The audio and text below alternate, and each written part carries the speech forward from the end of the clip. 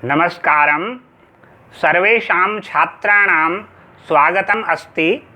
अद्य वयं स्नातक द्वितीयवर्षस्य कक्षा पठिष्यामः।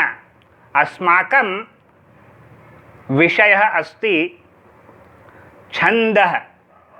छन्दसः विषये वयं पठिष्यामः।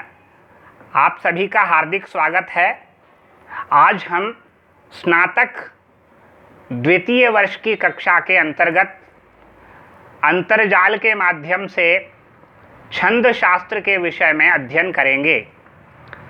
मैं डॉक्टर कौशल किशोर गोठवाल, सहायक आचार्य, राजकीय महाविद्यालय बूंदी, आपका स्वागत करता हूं। छंद के विषय में हम सामान्य परिचय पहले समझ लेते हैं। छंद की व्याप्ति संपूर्ण वाङ्मय में है, अर्थात संपूर्ण संसार में काव्य के अंतर्गत छंद को स्वीकार किया गया है। कोई भी काव्य बिना छंद के निर्मित नहीं होता है। न केवल वाङ्मय अपितु संपूर्ण विश्व ही छंदों का एक रूप है। मूर्ति और गति का संयुक्त नाम ही छंदस है।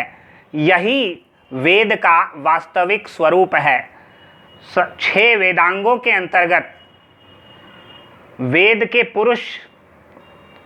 पुरुष रूपी वेद को एक पुरुष के रूप में मानते हुए यहाँ पर जो है वेद के 6 अंग माने गए हैं। जिस प्रकार हमारे शरीर के अंग होते हैं, इसी प्रकार इन सभी वेदांगों को वेद के पुरुष के विभिन्न अंग माने गए हैं।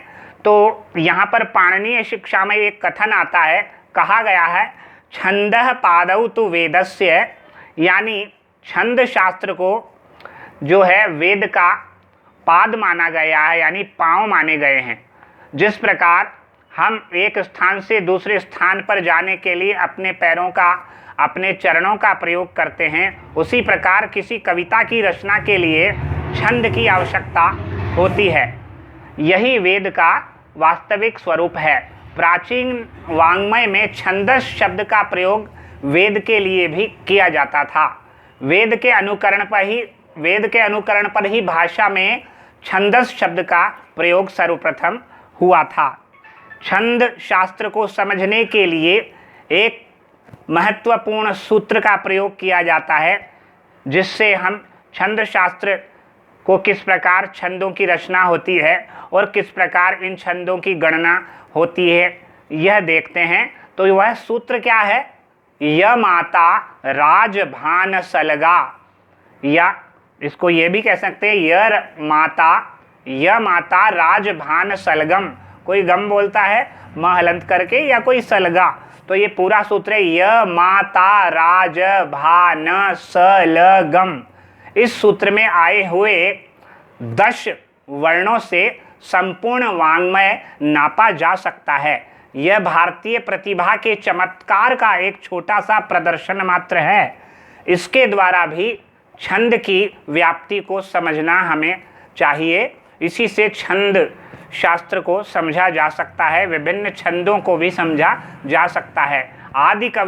हमारे आदि कवि जो वाल्मीकि की वाणी के छंद रूप में परिणत होने के बाद वैदिक तथा लौकिक इन 2 प्रकार से छंदों के भेद हो गए। जो वैदिक संस्कृत में जिन छंदों का प्रयोग होता है वो वैदिक छंद कहलाते हैं, और जिनमें लौकिक संस्कृत का प्रयोग होता है वे लौकिक छंद कहलाते हैं। वेद में 6 अक्षर के चरणों वाले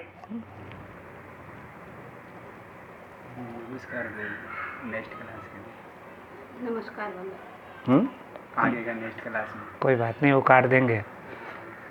मैं कह दूंगा वहाँ पर काट देना।